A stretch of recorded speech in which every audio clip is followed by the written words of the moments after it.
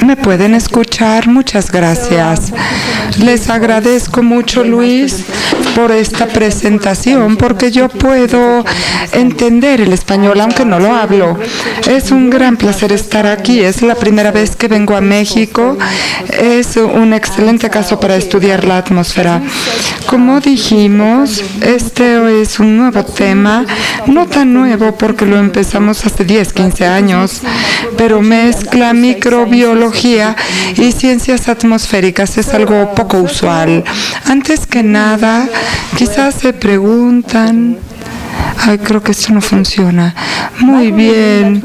Los microorganismos que encontramos en la atmósfera, especialmente en las nubes, estamos trabajando en nubes, vienen de la Tierra, no es algo mágico.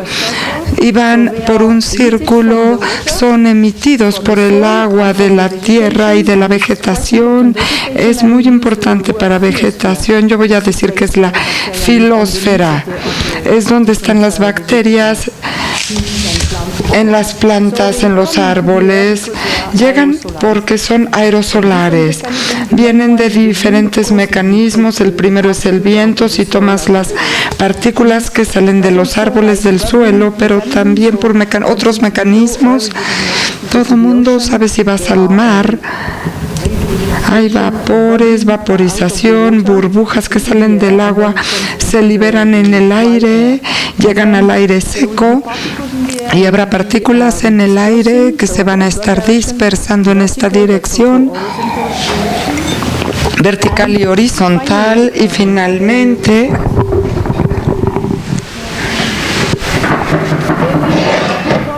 se volverán una nube, porque como con cualquier partícula pequeña, la gente de la atmósfera lo llama CCN, condensarán agua en la superficie y se volverán una gotícula que llegará a la nube que está formada de gotículas. Después bajan a la tierra por reprecipitación, lluvia, deposición, y a veces no se ven tan bien en la deposición seca. Las bacterias son muy pequeñas y ahí se da la deposición húmeda. Hemos hablado de muchos temas. Vamos a hablar de 3 hoy. El primero es cómo se ayuda a que se formen las gotículas. Tenemos influencia en la formación de gotas, y cuando están en estas nubes, ¿juegan un rol ahí o hay una alternativa para la fotoquímica? Y algunos de estos microbios, no todos, pueden producir hielo y pueden ayudar a la precipitación, porque como algunos de ustedes saben, después de la lluvia se tiene hielo. Muy bien, ahora la microbiota de la nube. Estudiamos los microbios de las nubes porque tenemos la suerte de vivir cerca del Puy de Dôme, que es un volcán de 1.600 metros, de 1.400 metros, y está cubierto de nubes. Y en el Puy de Dôme ahora se sabe que es el lugar de observación atmosférica global, que es uno de los 35 centros que ve la calidad de la atmósfera. Este es un lugar lindo donde tenemos el observatorio aquí totalmente equipado para meteorología. Vemos todos los departamentos como tenemos aquí, pero también hay un laboratorio de química y un laboratorio de microbiología también. Además de esto, por supuesto, tenemos en el techo colectores de nube. Estamos trabajando en el agua de nube que recolectamos hasta arriba de esta estación. Y para la gente que no está muy familiarizado con esto, este es un impactador de gotículas. El principio es muy sencillo. Ponemos el impactador con cara al viento y está dentro de la nube. La nube tiene que estar arriba de la montaña, y ahí tenemos un aspirador, y aquí se da la aspiración, y tenemos un diseño específico que permite que el agua de la nube pase por aquí y el aire va a pasar alrededor. El aire será eliminado y así colectamos el agua de la nube. Por supuesto, tenemos que trabajar bajo la condición correcta porque estamos trabajando con microbiología. Y aquí podemos ver una imagen, conocen a Luis, así de aquí estás equipado para estar estéril, para que no te contamines con los microbios. ¿Qué tipo de bacteria obtenemos? Si vemos los números, hemos hecho un estudio de hace 15 años y esto corresponde a imágenes corresponden a un estudio de hace 10 años. Tenemos de 10 a la 4 o 10 a la 5, tenemos lo mismo. En agua potable está igual. Esto significa que esto es agua pura, no con tantas bacterias, pero tiene esporas y algo de levadura, porque, bueno, de cualquier manera son grandes, están en el mismo rango. Ahora, ¿qué tipo de bacterias? Durante mucho tiempo hemos estado estudiando solamente las bacterias cultivables, que recolectamos el agua de nube, la ponemos en laminitas, las cultivamos, hacemos una secuencia y sabemos qué tipo de bacterias viven en esta agua. Este es el resultado de 10 años, básicamente, respecto a las bacterias. Tenemos pseudonomas, que son proteobacterias gamas, y esfingonomas, que son alfa proteobacterias. Hay muchos tipos diferentes de bacterias. Podemos encontrar todas las que viven sobre la Tierra. Estamos recolectándolas y tenemos una gran colección de ellas y tenemos 1000 cepas en nuestra recolección, y esto es muy bueno cuando queremos hacer experimentos con ellas y podemos hacer un modelo de las bacterias que existen en la nube. Ahora la historia. Esto era para describir los microorganismos, pero la gran pregunta para nosotros, porque nos interesan los procesos, cómo se comportan, qué pueden hacer dentro de la nube. Este primer experimento nos dio la primera idea. Si haces crecer la célula, estás en el medio de la nube, lo pones a 70 grados, que es una temperatura promedio de verano, y lo pones ahí. Lo que puedes ver es que está creciendo. Los ATPs crecen y el número aumenta. No haces nada y estas células ya quieren decir que están vivas y pueden usar los sustratos. Las moléculas presentes en el agua de nube pueden usarlo para sobrevivir y para dividirse. Esto fue el primer experimento que nos dio la idea de decir, muy bien, pero si están vivos, pueden hacer cosas en la atmósfera y pueden quizá puedan jugar un rol en la química de la atmósfera. Ahora tenemos confirmación de esta actividad en las nubes gracias a enfoques más recientes, al análisis de DNA y de RNA en las nubes, y esto lo ha hecho gente que no son biólogos. Antes estudiábamos los hongos y las bacterias que crecían en un sustrato específico, pero esto representa un nuevo porcentaje de todos los microbios. Podemos ahora usar análisis metagenómico o metatranscriptómico para ver qué es lo que hay, el ADN y el RDN que hay. Lo pueden ver, no me detallaré mucho, pero para recordarles lo que ya dije.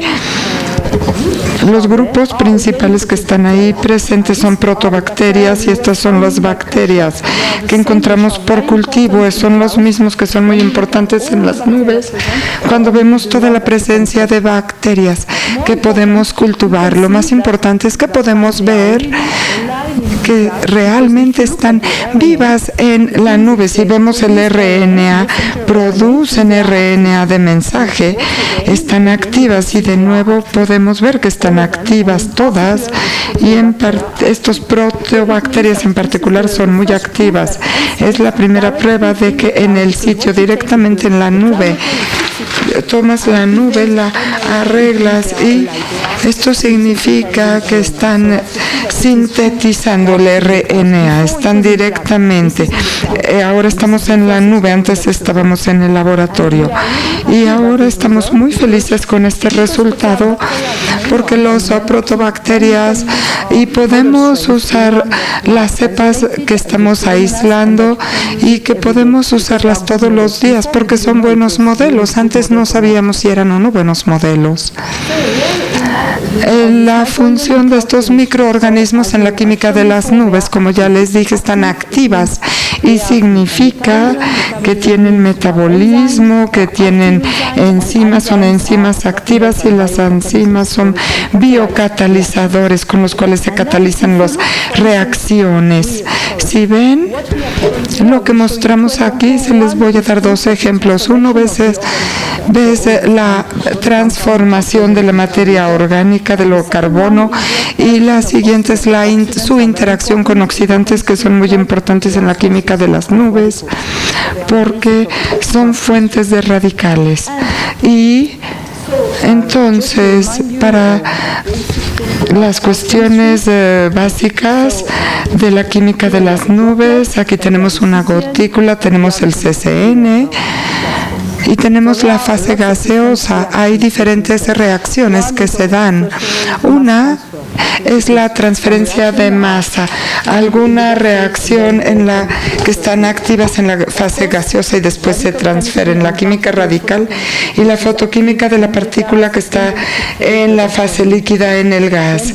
Y del CCN, entonces, si por ejemplo, si estás en nitratos o fierro, se pueden disolver en la fase acuosa, quizá tengas problemas físicos como evaporación o precipitación, pero hay una gran reactividad dentro de la gotícula.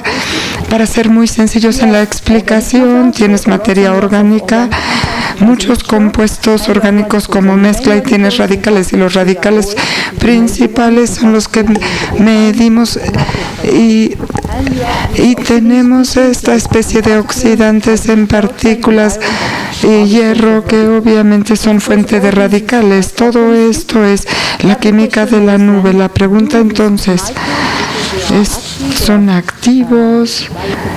¿Son biocatalizadores? ¿Pueden competir con esta química de los radicales? La respuesta es la que queremos lograr. Para darles un ejemplo de la química de las nubes, algo muy sencillo y básico, muchas cosas suceden en las nubes por fuera y la cuestión básica es que tenemos oxidación en moléculas cada vez más pequeñas y al final tenemos ácido formaico, formaldehído, solo como parte de la oxidación. Y les llamo su atención sobre ácido acético, fórmico, formaldehído, y si son biólogos, estos son compuestos físicos que son parte del metabolismo de microbios. Típicamente se usan estos compuestos como metabolizantes. Pueden usar ácido fórmico, ácido acético. Cuando te comes un limón, te comas ácido acético y lo transforma tu cuerpo. Es lo mismo que hacemos. Aquí tenemos el metabolismo de C1 en bacteria. Es un metabolismo muy específico que toma el metanol, el compuesto de CN, formaldehído, y también hay otros metabolismos más complejos para decir el mismo tipo de oxidación que se da con la química radical. La idea era comparar ambos. Otra cosa importante es la oxidación en las nubes. Como ya les dije, el peróxido de hierro es muy importante y también el OH. Estos son reacciones muy complejas, pero el resultado es la formación de OH radical que transforma la mayoría de la materia orgánica. La bacteria está viendo estos sistemas y enfrentan muchos radicales, mucho peróxido de hidrógeno, superóxido, de fierro, y esto se supone que es muy estresante para el microorganismo, pero si vemos de nuevo de manera más cercana, se usan para este esfuerzo de oxidación. Cualquier célula, cuando respira oxígeno, va a crear un derivado de oxígeno. Aquí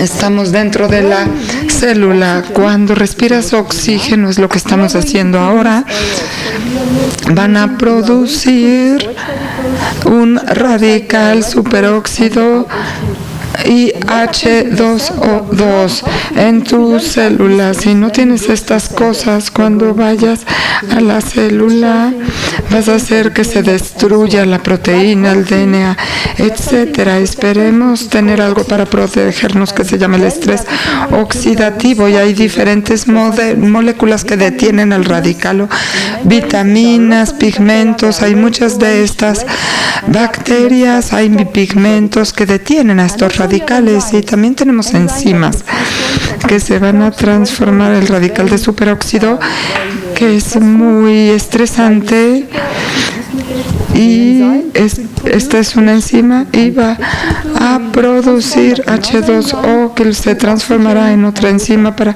que resultará en oxígeno y agua. Como lo pueden ver aquí, las células ya están listas para encontrarse con este entorno oxidativo. ¿Y qué pasa con las nubes? Tienen hierro, tienen peróxido de hidrógeno, y vamos a transformar lo mismo, que va a llegar a la célula más bacteria que está acostumbrada a esto. Vamos a enfrentar esto y a transformar las moléculas. Del lado de carbono tenemos equipo de enzima para transformar esta materia orgánica, y en el otro lado, por el estrés oxidativo, también tenemos enzimas y otras moléculas que pueden enfrentar la presencia del componente oxidativo. Esta es la idea que queríamos probar. Pudiera ser el caso, bacterias de la nube. Hicimos muchos experimentos respecto a la química de la nube y el metabolismo de carbono. Les voy a mostrar un ejemplo nada más. Esto se hizo con verdadera muestra de nube, solo no la bacteria aislada, sino la muestra de la nube que tuvimos en la estación. Hay una mezcla de química compleja y toda la microflora endógena de biodiversidad. Y después, esta nube, escogimos diferentes nubes. Aquí tenemos la trayectoria inversa mostrando el origen de la nube, y aquí estamos buscando, este es un súper buen lugar en Clermont, que se considera un buen modelo para estudiar la antropomerización de la luna. Si la nube viene del océano, sería una nube del océano, y si viene de la otra dirección se estaría muy contaminada, porque pasa a través de grandes poblados, y puede venir así del sur.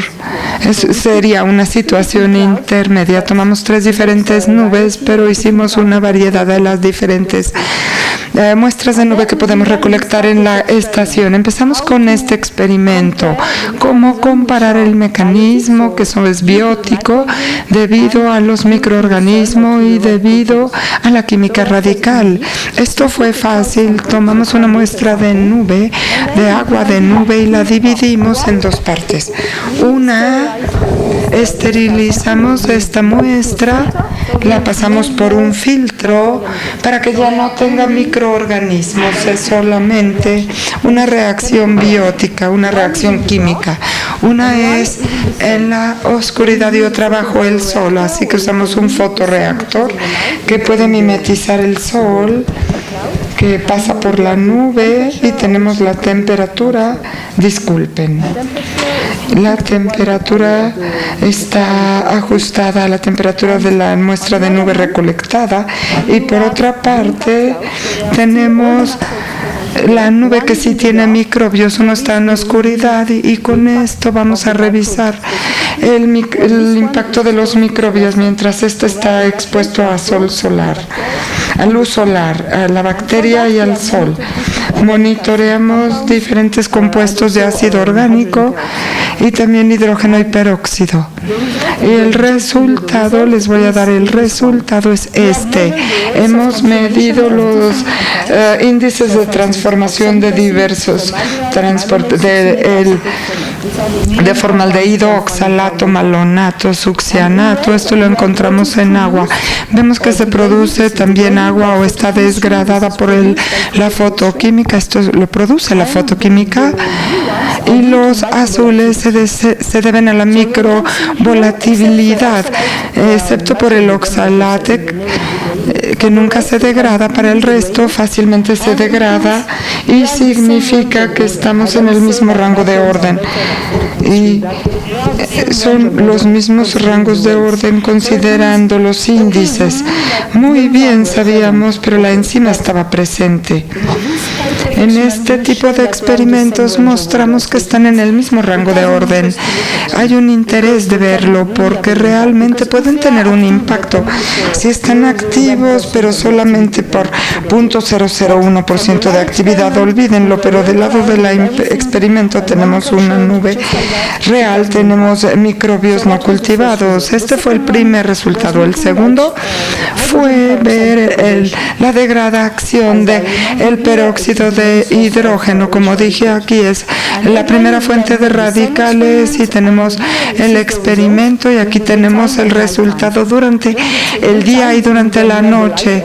Durante el día es cuando hay luz y la parte principal se debe a la actividad de los radicales, se puede ver aquí, pero de todos modos hay actividad de microorganismos que no está en cero, y durante la noche los radicales, todavía tenemos radicales de nitrógeno y también el fotofantón y sus reacciones, y en este caso son dominantes. Muy bien, estamos en el mismo rango de actividad. Significa que están compitiendo con la transformación de peróxido de hidrógeno por la luz o por los microbios. Esta interacción entre peróxido de hidrógeno y los microorganismos es algo nuevo que nadie había pensado antes. Decidimos ir más profundo para entender lo que estaba sucediendo, y aquí tenemos un esquema de la formación de todos los radicales. Tenemos el fierro, vemos la interacción entre microorganismos y peróxido de hidrógeno, como hicimos en esta muestra. Pero aquí vamos a trabajar con estas bacterias aisladas. Vemos también la interacción entre esta molécula y el metabolismo de este microorganismo. Diseñamos en laboratorio un experimento, usamos esta vez un microcosmo, describimos un microcosmo que está haciendo una mímica de las condiciones de la nube. Solución de la luna artificial. Ahora estamos en el laboratorio que estamos haciendo una imitación de la composición marina de las nubes, y estamos usando cepas de bacterias aisladas de las nubes seleccionadas de cepas de referencias. Vemos que son las más importantes, y hemos usado el modelo complejo de fierro para producir estos radicales, y hemos usado luz solar artificial que imita a la luz que pasa por las nubes. Hicimos este tipo de experimento en el fotobioreactor con estas cepas, y vimos que son las dos principales especies que podemos encontrar. Hicimos muchos experimentos diferentes, con o sin nubes, con o sin peróxido de hidrógeno, con o sin complejo de hierro, y estos son los resultados. Seguimos la degradación de H2O2, y lo que podemos ver aquí,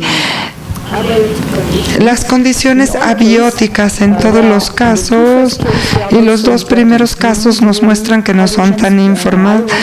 Necesitamos producir el radical OH a base del fierro. Tenemos la degradación de H2O2 por la luz y el fierro. Y aquí de nuevo tenemos el H2O2 con bacterias en diferentes condiciones y vemos que es mucho más eficiente en este caso. Significa que, como ya lo mostramos, en el agua de nube encontramos lo mismo si aislamos diferentes cepas de las nubes y encontramos resultados similares. Esta fue la confirmación de la que ya habíamos visto antes, y cuando medimos los índices de degradación estamos en el mismo índice de magnitud que lo que hicimos en el agua en bruto. Lo interesante es que H2O2 le causa a las bacterias. Con esto medimos ATP. Es la molécula real de del metabolismo de la célula. Todas las células producen ATP. Es un representante de todo el metabolismo de la célula. Cuando tienes más cantidad de ATP, estamos muy sanos, y si estamos bajos en ATP ya estamos enfermos. Vimos la concentración de ATP en las células con y sin la presencia de H2O2, y como vemos no aumenta, incluso se baja con el paso del tiempo, pero bajo la presencia de H2O2 hay una baja que después recupera, y después, si vemos con cuidado en la escala de tiempo, cuando se recupera cuando hemos degradado por completo el H2O2 y el ATP baja, y cuando ya está eliminado ya lo vemos de nuevo, y vemos esta muestra en diferente tiempo para ver qué le sucede a la célula. Significa que está muriendo. Estamos viendo el número de células, y esto nos muestra que tiene un impacto fuerte en el metabolismo de la célula. Pero si vemos el número de células, lo que vemos en cada escala de tiempo, muestreamos las bacterias, las ponemos así y contamos el número de células, y te dará el número de células en el tiempo, y lo que vemos si están creciendo con y sin. No están muriendo, están sobreviviendo a esta presión del H2O2. Se comporta normalmente cuando vemos las curvas de crecimientos. Entonces vemos que están creciendo, y finalmente significa que está degradando toda la trayectoria metabólica de la célula, reorganizan toda la trayectoria metabólica. El metabolismo es diferente, pero no mueren. El ATP vuelve a subir, y vemos la concentración del H2O2. Quizá no estaré en gran detalle, quizás sea muy complejo para los microbiólogos. ¿Qué es lo que sucede realmente? Antes que nada podemos ver que H2O2 se está degradando en agua, en H2O, y bloca los centros de ATP, la enzima que produce enzima. Por eso el ATP está bajando. Su trabajo actúa en el glutatión, que tiene autometabolismo, que se oxida o se reduce, y bombeamos para mantener el equilibrio de oxidación y reducción. Esto también actúa en el sistema de reparación del ADN, y nos enseña cuando los radicales van a actuar. Es muy importante reparar el ADN, si no mueres. Este es el sistema de reparación de ADN que se vincula y profundamente, pero quizás es muy complejo lo que digo. Al final quiere decir que todo el sistema está impactando el ADN, y es un cofactor que está vinculado al ATP. Cada vez que modifiquemos este equilibrio de óxido-reducción, estamos modificando el contenido de ATP, que vemos aquí que está bajando porque está reparando el ADN, y hacen muchas otras cosas para quitar el estrés, y una vez que termina regresa. Muy bien, esto fue en el laboratorio. Aquí quisiera ver si esto pudiera ver este fuerte vínculo entre ATP y H2O2. Esto es lo que vimos en el laboratorio, pero así es en la nube. ¿Cómo evaluarlo? No podemos entrar a la nube para verlo. Lo que hemos hecho es estadística. Estamos en el laboratorio con 70 muestras de nubes, y de las nubes tenemos diferentes parámetros microbiológicos, y pudimos hacer estadística. Aquí, para entender esto, tenemos que ver los diferentes parámetros, los diferentes compuestos. Amonia, sodio, potasio, lo medimos. Medimos el pH, el ATP, etcétera, el número de células, los hongos, las bacterias, todo lo que medimos en los eventos de 47 nubes. Cuando vemos la correlación, lo que es muy relacionado es el ATP y el H2O2. Esto es cierto si tomas la muestra directamente en la nube, no en el laboratorio. Interesantemente, podemos ver que esta correlación es verdadera aquí, y el ATP es realmente vinculado a H2O2. Y hicimos muchos tipos de trabajo estadístico y de análisis, y después encontramos un factor de correlación que es extremadamente bajo. Significa que la correlación es alta. Se ve como que en las nubes se pueden adaptar al ATP y a la concentración de H2O2. Muy bien. ¿Qué pensamos? ¿Cuál es la importancia de esta química? Si vemos la transformación de la materia orgánica, vemos que la química radical, esto se ha sabido durante años, pero el mecanismo, sabemos que gracias a las peroxidasas y las catálisis pueden actuar en la fuente de estos radicales. Por otra parte, hemos visto que este H2O2 actúa en el metabolismo de la nube y agota el ATP, y finalmente el mecanismo de la nube actúa directamente en la materia orgánica debido al metabolismo de carbón. No voy a mostrar aquí mi estudio, pero hicimos el enfoque Metabolonics. En lugar de ver solamente el ATP, ves todas las raíces metabólicas existentes en la célula, y vemos qué es lo que se modifica bajo la presencia de H2O2, y vemos que es el aminoácido carboxil. Y esto es muy importante porque el ácido carboxílico, vemos que es muy importante. El carbohidrato, vemos que también está presente en las nubes. El aminoácido, se mostró un alto contenido de estos compuestos en la nube, dependiendo del H2O2, que varía según si es de día, de noche o según la contaminación. Tenemos ya una modulación del sistema en este lado y en este.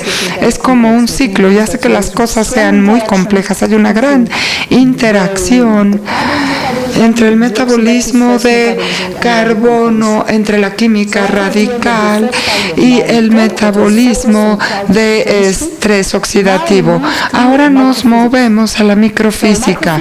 La microfísica, vamos a decir dos cosas sobre la formación de gotas y la precipitación. La formación de gotículas. Hay físicos en el público, ustedes lo saben. Las gotas son pequeñas y luego van creciendo, y hay compuestos que pueden empacarse desde la superficie, y recientemente se ha visto, hay una gran hipótesis de que Si tienes compuestos activos, lo van a ver como surfactantes que van a esta interfase por aquí, en la interfase entre el aire y la gota, miden la formación de la gota y cambian el crecimiento de la partícula de aerosol. Hay una ponencia muy reciente que lo menciona. La idea es ver el biosurfactante, porque los surfactantes también pueden ser producidos por un microorganismo, son producidos por los microbios como un metabolismo secundario. Y hay muchos tipos de estructura en ellos, pero tienen sus especificidades y siempre se forman por la cabeza hidrofílica, por ejemplo, es el azúcar o los péptidos, y tienen una cola hidrofóbica que siempre es un lípido más largo. Ahora tenemos glicolípidos, lipopéptidos y tenemos largas cadenas de azúcar, y este biosurfactante es extremadamente activo comparado, por ejemplo, con los surfactantes que produce la industria química, que son 2 órdenes de magnitud más altos cuando consideras la actividad. La idea era poner a prueba estas cepas en el laboratorio que vienen de diferentes eventos de nubes y ver cuántas de ellas pudieran producir biosurfactantes. Esta es la bacteria que hemos puesto a prueba aquí, y son protobacterias, como dije, son los principales grupos presentes en nuestra recolección, y esto viene de la fitocélula. Se encuentran mucho de esto en los árboles, en las hojas de plantas. Y aquí tenemos actinobacteria, que también está muy altamente presente. Hemos puesto a prueba estas muestras de nubes para ver si pueden producir biosurfactantes. ¿Cómo continuamos? Vamos a medir directamente la tensión superficial con este aparato, quizá ya lo conozcan. ¿Cuál es el principio? Haces crecer la célula, colectas el surfactante y mides la tensión superficial. Y pones tu medio aquí, y aquí esta aguja forma una gotícula, y esto lo llamas el método de la gota colgante. Tienes este método aquí, y aquí tenemos un sistema con una cámara que nos muestra la forma de la gotícula y cómo evoluciona con el tiempo. Al principio es esférica la gota y pudiera quedarse así, pero si tienes un producto de biosurfactante, esta vez la gotícula cambia de forma y al final caerá. Y si mides el tamaño y la forma de la gotícula, puedes recuperar, puedes medir, puedes calcular la tensión superficial de tu solución y puedes obtener este tipo de curva. La tensión superficial del agua será constante y siempre será este valor, que es milinewton por metro.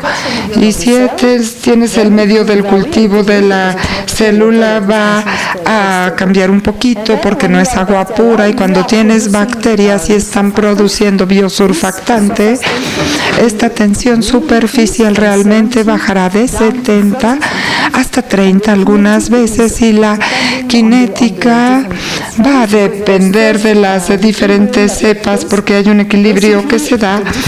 Básicamente las diferentes moléculas van a la interfase y forman la interfase entre la gota y el aire. Toma mucho tiempo. De hecho,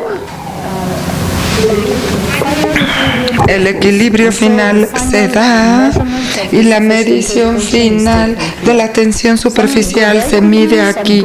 Alguna va rápido, otra va lento y al final tenemos la misma tensión superficial y ahí podemos tener una idea de cuáles están muy activas y cuáles no están muy activas. Por ejemplo, aquí hemos considerado que si el valor que medimos son otros 15 milinewtons por metro, no es un biosurfactante. Y si está en este rango, pudiera ser un surfactante, pero también están en este umbral. Pero si está aquí, está tan activo que en este caso estamos muy seguros de que son biosurfactantes.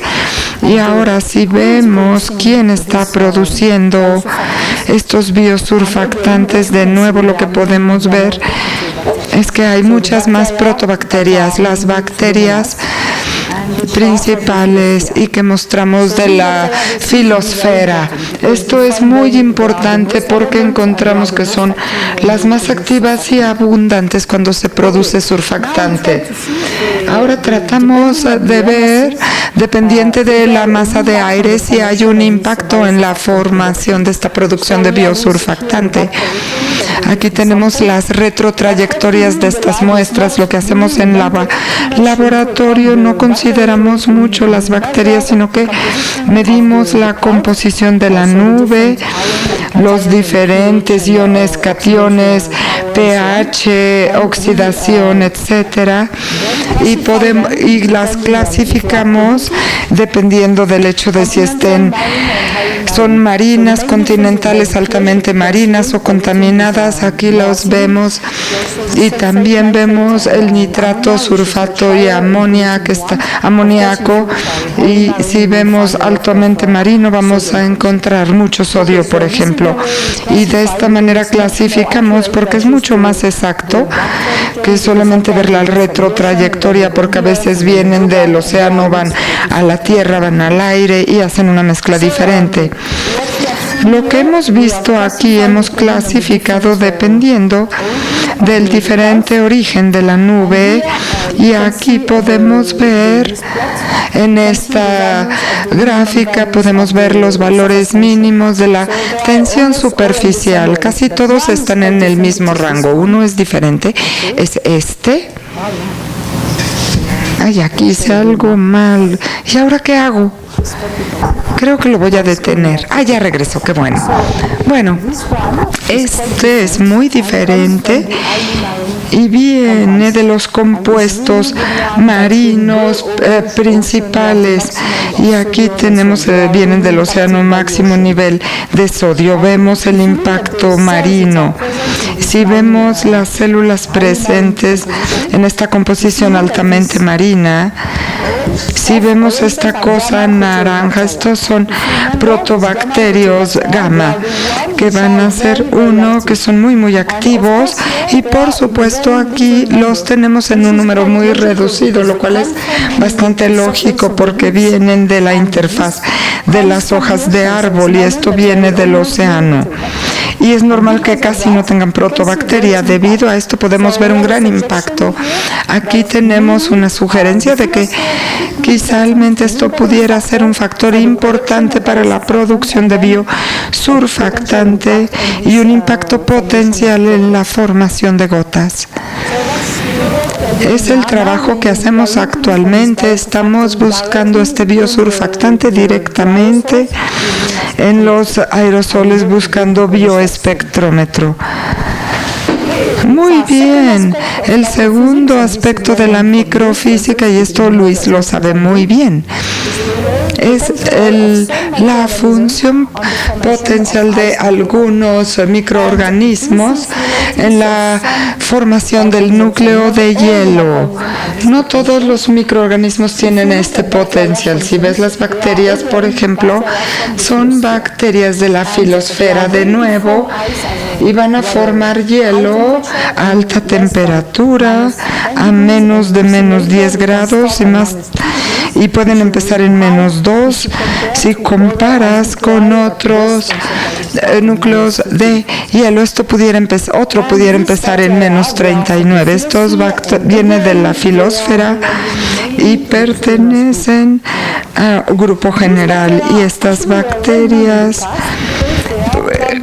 son patógenos de la nube. Se conocía como patólogos de clase porque algunos son patógenos porque producen toxinas, y además de esto no solo toxinas, pero también pueden hacer que congelen a la planta a una temperatura a la que normalmente no se congela.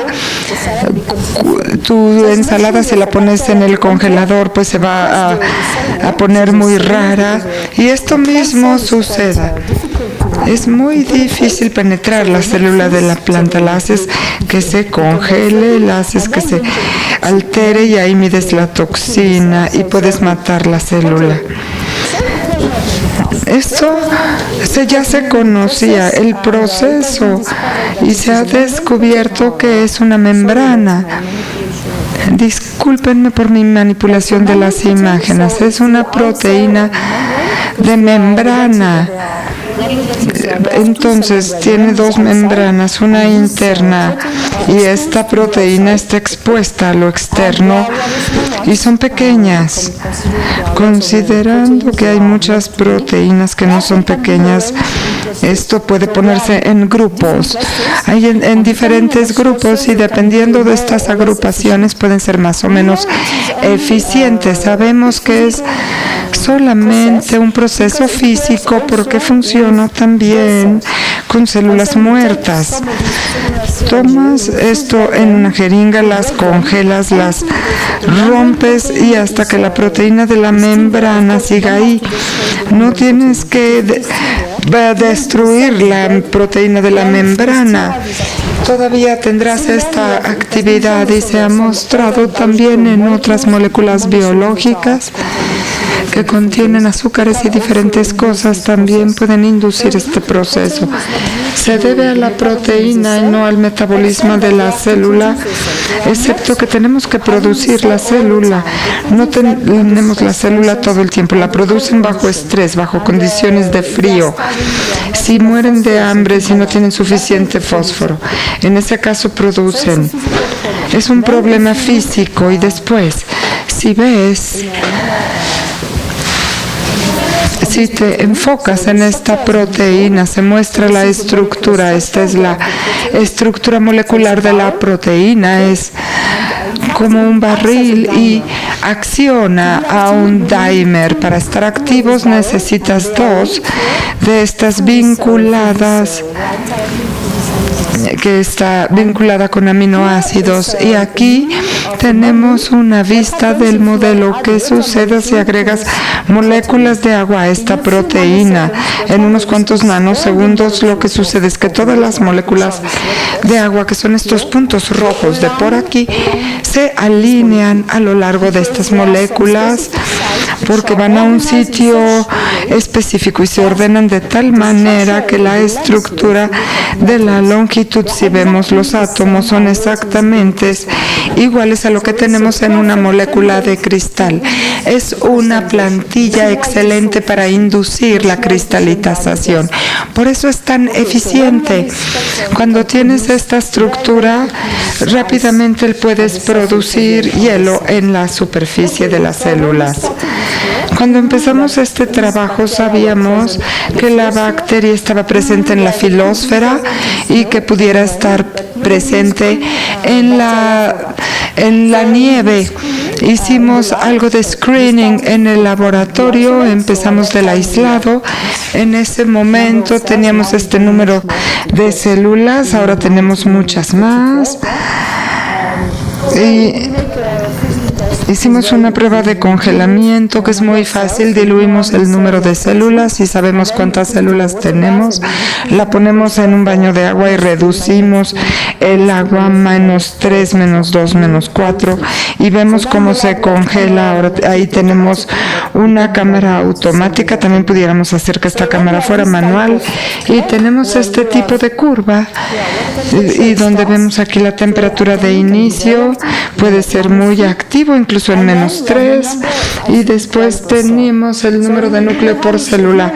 Aquí tenemos el ejemplo de 3 diferentes bacterias que comienzan a la misma temperatura, pero a ver si ves el mismo número de hielo formado. Tenemos dos magnitudes. Estos números son importantes, la temperatura y el otro número. Esto es extremadamente activo y por ahora creo que es lo más activo que se ha descrito hasta ahora en el aislamiento que obtuvimos de la muestra de la nube. Esto viene del laboratorio.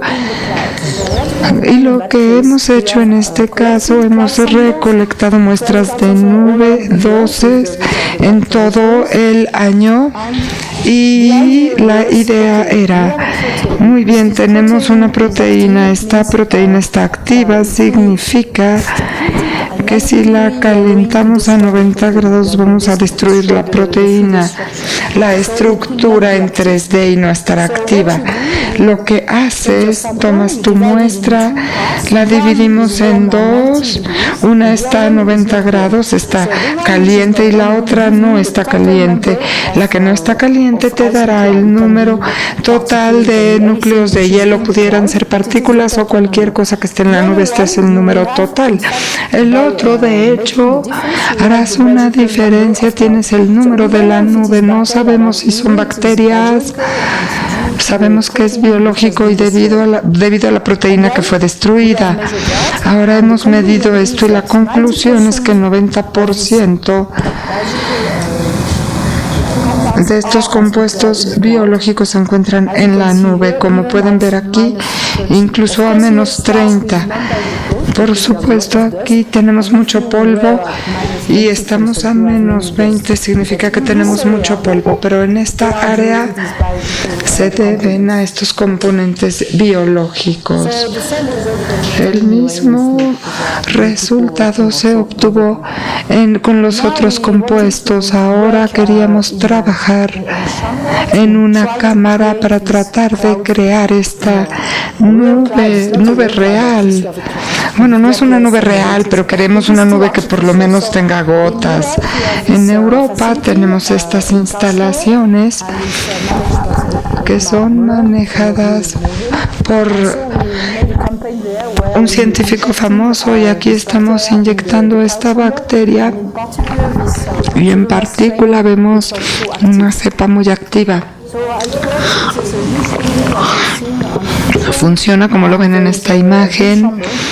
Y hay una cámara de 84 metros, es bastante grande. Y aquí puedes inyectar o hacer suspensión y puedes controlar la temperatura y ponerlo en -30. Puedes tener muchos instrumentos y puedes hacer un gran vacío, controlar la temperatura y básicamente estarás creando una nube. Para la gente, esto es muy interesante para la gente que estudia este campo y para los que no, pueden ver que hay muchos instrumentos, pero algo que pueden ver es el diámetro de la partícula formada. Cuando estamos aquí, esto es en micras, estamos en 10 micras, estamos en la formación de gotas. Si estamos por encima de esto, acá estamos formando cristales de hielo y esto también se debe a otras mediciones que nos confirmen que esto sí es hielo. Lo que hacemos es que estamos haciendo esta baja de presión, reinyectamos a la célula, bajamos la presión y se forma la nube. Lo que vemos claramente es que por supuesto formamos gotas y también formamos cristales de hielo. De hecho, estamos formando gotas con el uso de esta bacteria. Y jugamos mucho con todo esto. y se puede lograr también núcleos de hielo y bajo esta condición de formación de nubes. Muy bien, la conclusión de esta charla se refiere a la química de la nube, que nos muestra que pudiera tener una función, interactúan con oxidantes de manera directa o no, y también la microfísica de la nube, que también puede tener un papel en la formación de CCN o biosurfactantes o cristales de hielo. Estos son hipótesis principales. Ahora vamos a tener más y más experimentos porque no hay mucha gente trabajando en este tema y todavía no tenemos datos, y ahora nos vamos a tener un modelo especialmente sobre materia orgánica con la ayuda de nuestro presidente, hemos sido invitados como científicos por los políticos para hacer una investigación de estos temas. Esto ha estado, uno de los proyectos ya ha estado 4 años en el laboratorio, y finalmente, para la gente que no está muy familiarizada con esto, ¿por qué es importante ver las nubes? ¿Y qué tienen que ver las nubes con el cambio climático? Este es un tipo de lo que vemos como radiación solar, por una parte. ¿Y cuál es la función aquí de las nubes en el lado verde comparado con los diferentes efectos? Las nubes pueden tener un efecto doble, pueden detener la radiación y también pueden detener la radiación de otra manera, y también pueden traernos efecto de gas invernadero. Pero si vemos globalmente, las nubes son más refrigerantes que calentadoras, y todavía no sabemos mucho sobre el impacto de estas nubes, debido a que mucha gente sabe que esto se ha publicado varias veces, y ven los diferentes factores sobre los que tienen que ver con el cambio climático, especialmente en el aumento de temperatura. Algunos de estos puntos son bien conocidos: el metano, el CO2. Esto aumentan o bajan, pero aquí el aerosol y la nube, aunque sabemos que está bajando el enfriamiento debido a que aquí tenemos una flecha. Esto se debe al hecho de que todavía no sabemos mucho de qué es lo que hacen las nubes y cuál es la interacción del aerosol y las nubes. Esto se usa para predecir el cambio climático. Sabemos que habrá más calor, pero ¿cuánto? 2, 4 grados. Eso será muy importante, y probablemente esto no se resuelva, porque todavía tenemos muchas incertidumbres con las nubes, y también ahora tenemos que conocer mejor la química de las nubes.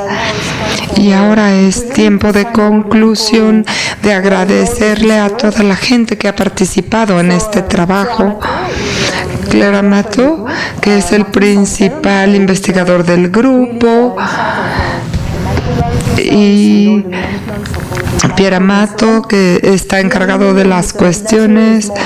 Vinatia es una chica que trabaja con oxidantes. Muni Treike trabaja con el espectrometría de masa.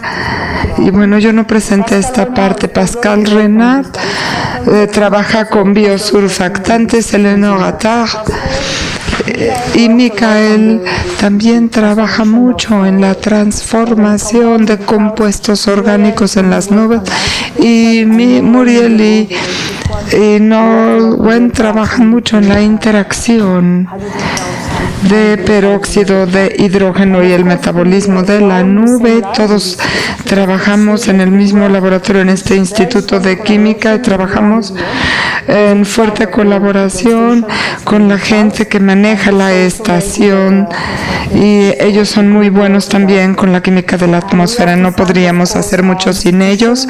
Y también agradecemos a la institución, a la universidad donde trabajo, el Ministerio Y para terminar, también les agradezco a ustedes por la atención que me han prestado. Muchas gracias, profesora Anne-Marie. Are there any questions?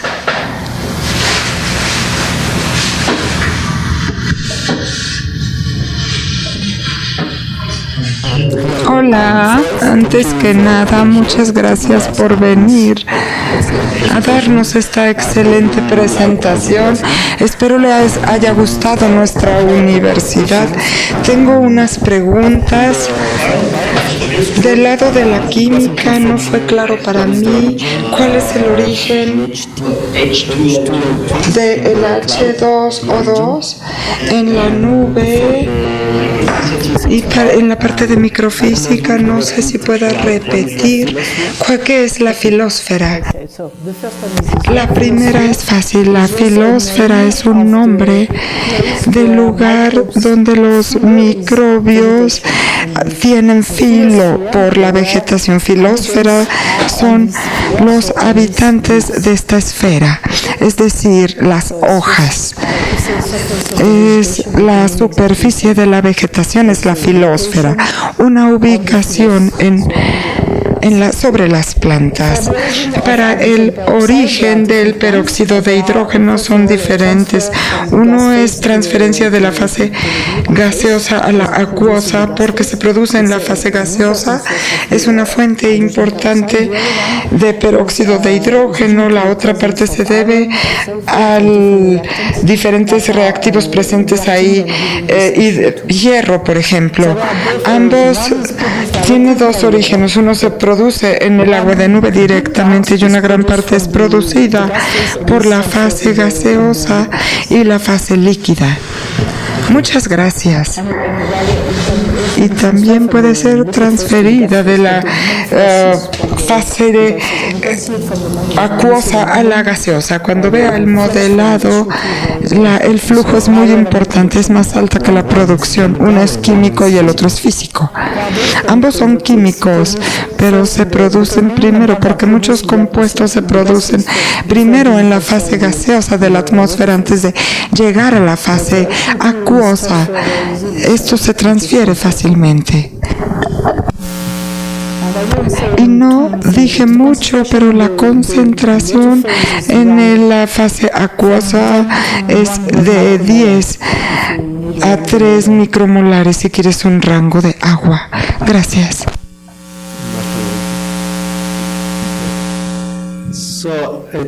Le agradezco mucho por su presentación.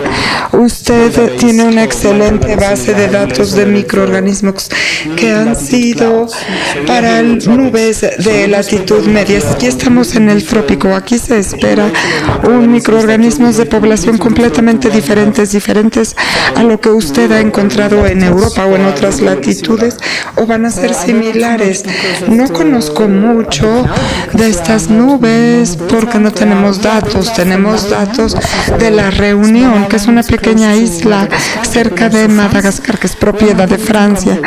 Y solamente hicimos 2 trabajos. Tenemos bacterias diferentes, las otras son muy iguales. Ahora sí hay diferentes documentos que salieron del aire, tienen sus diferencias dependiendo, por ejemplo, de lo que es importante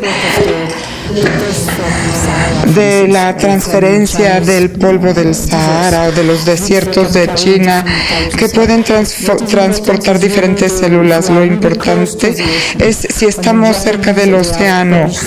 En Japón han publicado estudios y el sitio de muestreo está cerca del mar y tienen diferentes tipos de bacteria también. Lo que no está tan claro por la literatura es que no hay suficiente información. En nuestro caso muestramos nubes que están en la troposfera, no tienen influencia del suelo, pero tienen influencia de la región, siguen estando en Europa. Pero mucha gente hace muestreo cerca del suelo. Puede ser incluso más locales. Yo creo que lo que se ha publicado en todos los casos, la proteobacteria siempre está muy presente, pero por ejemplo tenemos casos donde no son tan grandes y tenemos acinobacteria, algunas menos que esto, lo mismo. Para los datos metagenómicos tenemos las presiones de algas y en nuestro lugar no son tan importantes, aunque la gente que ha muestreado cerca del océano, como los japoneses, sí tienen muchas. Creo que son más o menos iguales, pero pueden estar en diferentes proporciones, pero yo no te lo puedo decir claramente porque me faltan datos para responder a tu pregunta.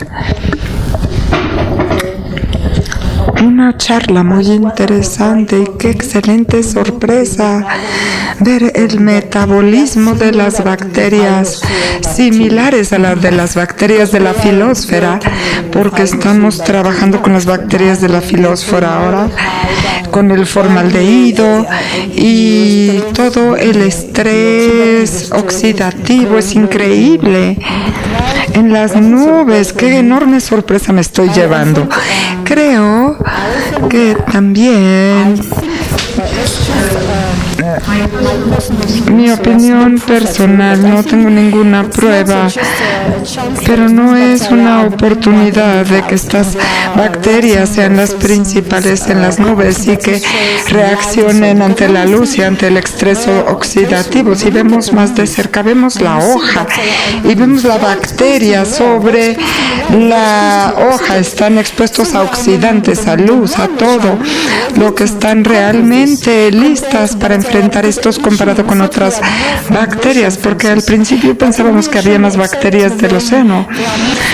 Están mezcladas en el océano y no están expuestas de la misma manera a las condiciones que tenemos y también el cambio de temperatura, porque lo que no expuse porque no tuve tiempo, algo que es muy interesante sobre los microorganismos y la nube, no es un lugar extremo porque se llama oxidativo, sino porque está cambiando todo el tiempo. La nube puede estar a 15 grados o a menos 10 y reducirse más.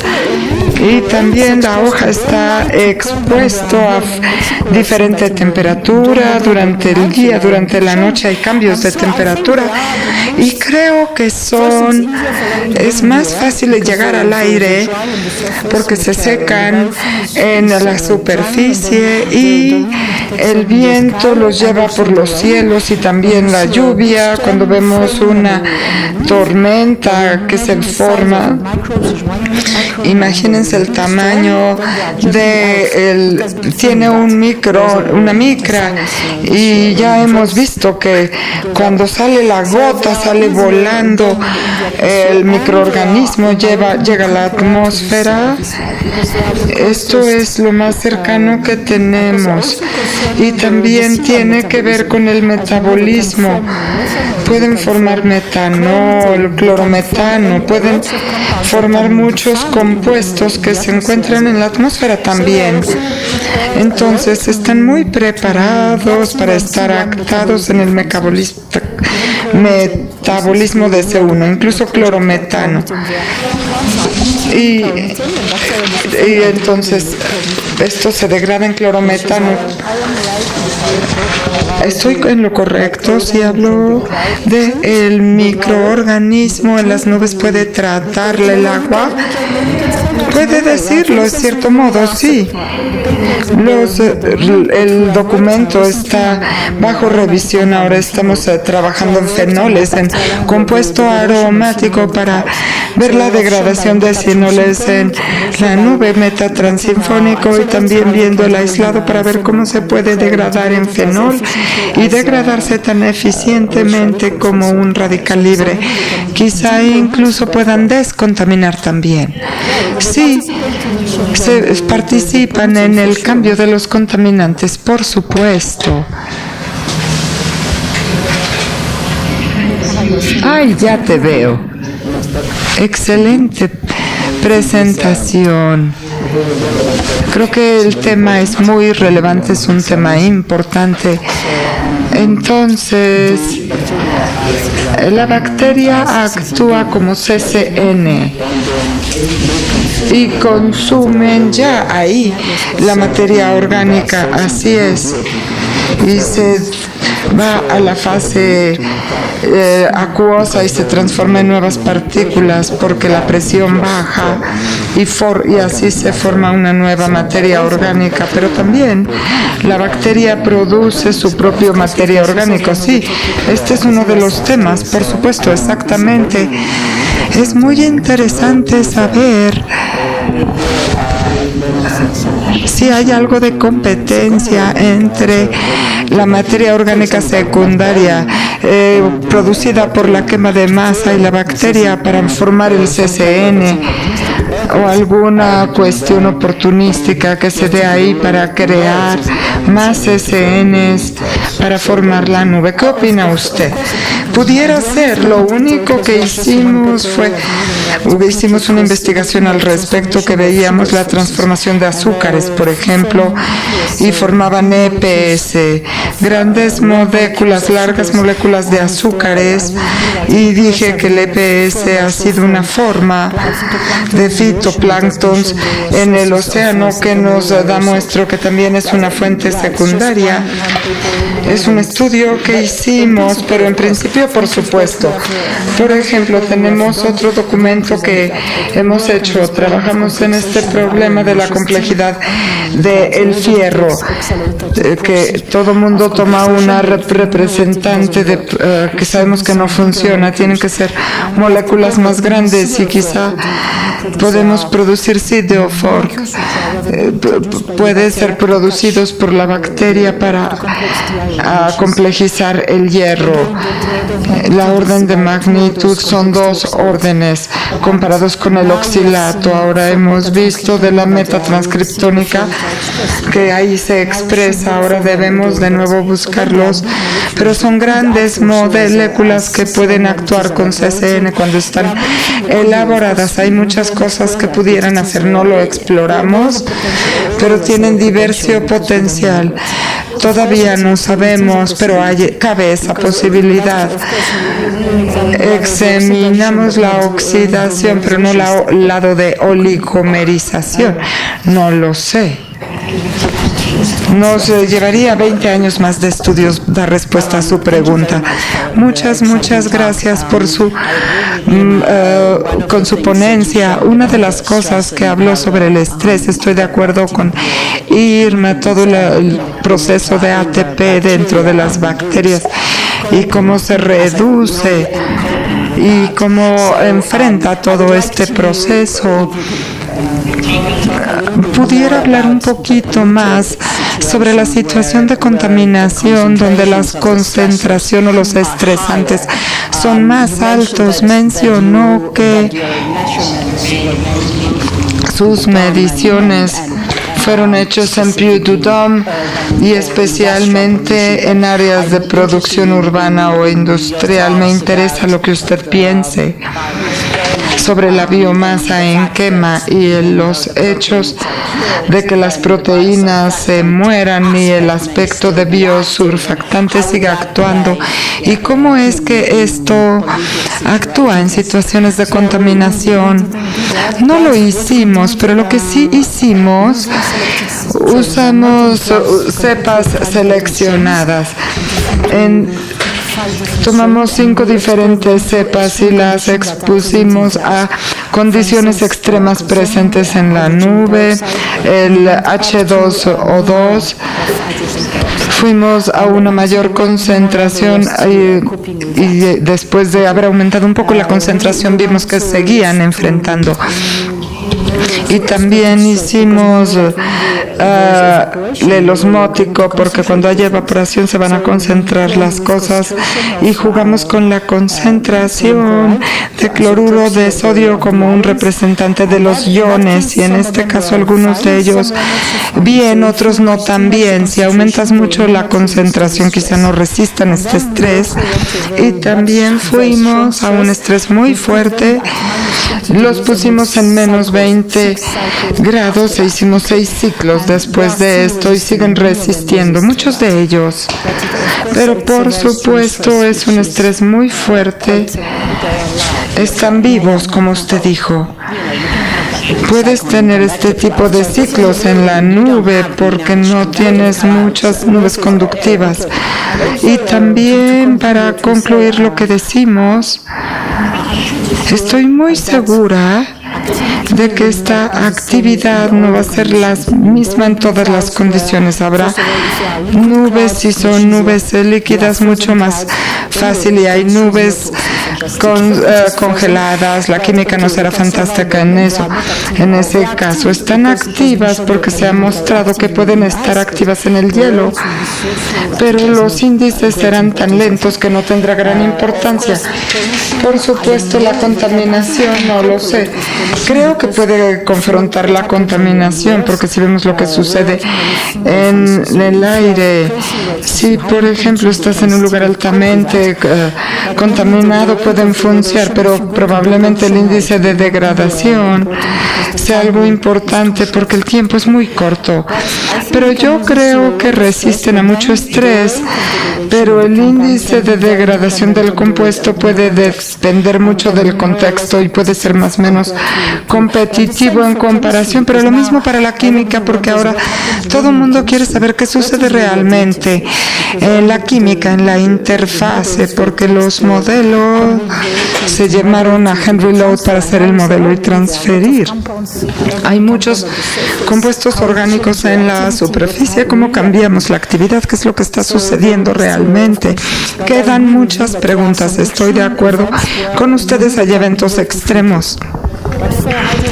Pero para el peróxido de hidrógeno realmente es algo que nos da luz dentro de la nube, porque en la nube no tenemos 250, no estamos en la alta estratosfera. Ahí son más exigentes sobre el estrés de la sal.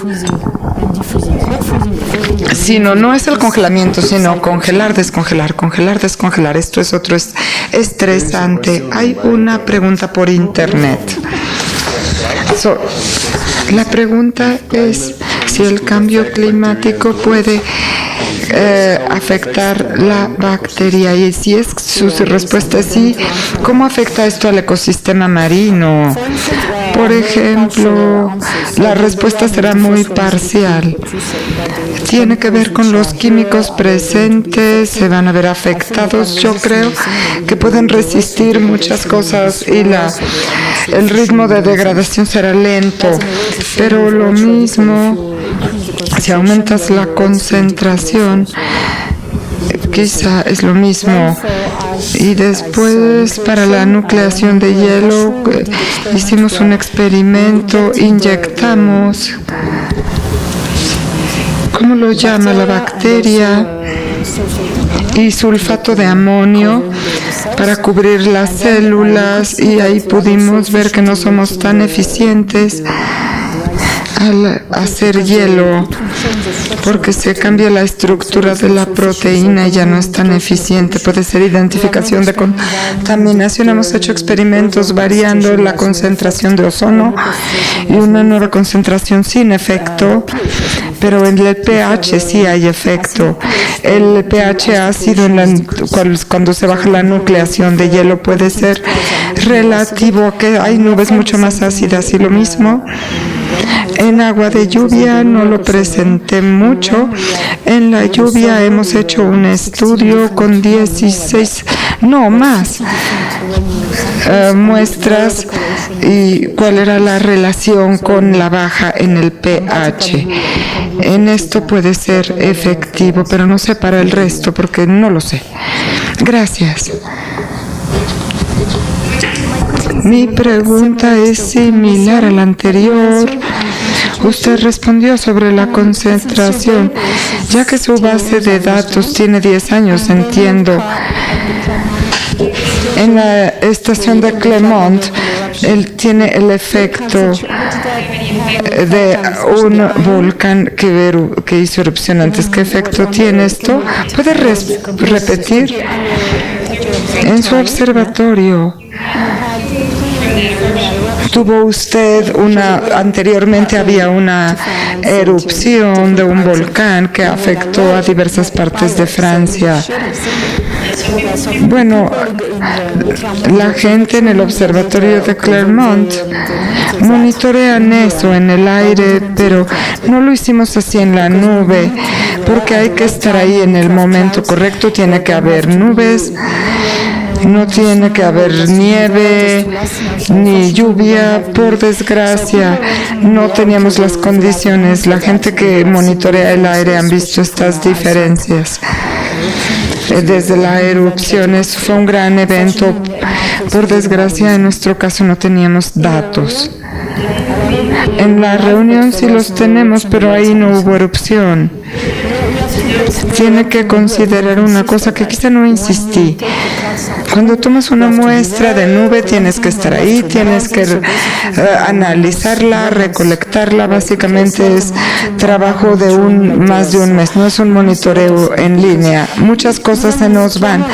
Clermont no está lejos, está a hora y media del fondo de Clermont. Si tomas un pequeño trenecito, necesitas 2 personas, tener todo listo, le ruegas a la nube que esté ahí, que dure lo suficiente para hacer el muestreo, que no sea fin de semana porque quizá el técnico no esté, que no sean vacaciones porque los estudiantes no están. Bueno, una serie de cuestiones. Entonces, finalmente tenemos un evento al mes como máximo donde puedes hacer recolección de muestra. Y por eso es que nos perdemos eventos importantes, lo cual es una lástima. En la reunión tendremos un contrato que a partir de octubre será por 4 años. Y de nuevo pudiera ser algo que no esté presente todo el tiempo si no estamos en el periodo correcto, pero ahí contamos con mayor información. Es otro tema que nunca consideramos, pero vemos la interacción con cuestiones volcánicas. Sería muy interesante. Somos un equipo pequeño, pero sería algo muy bueno, sería un tema muy interesante.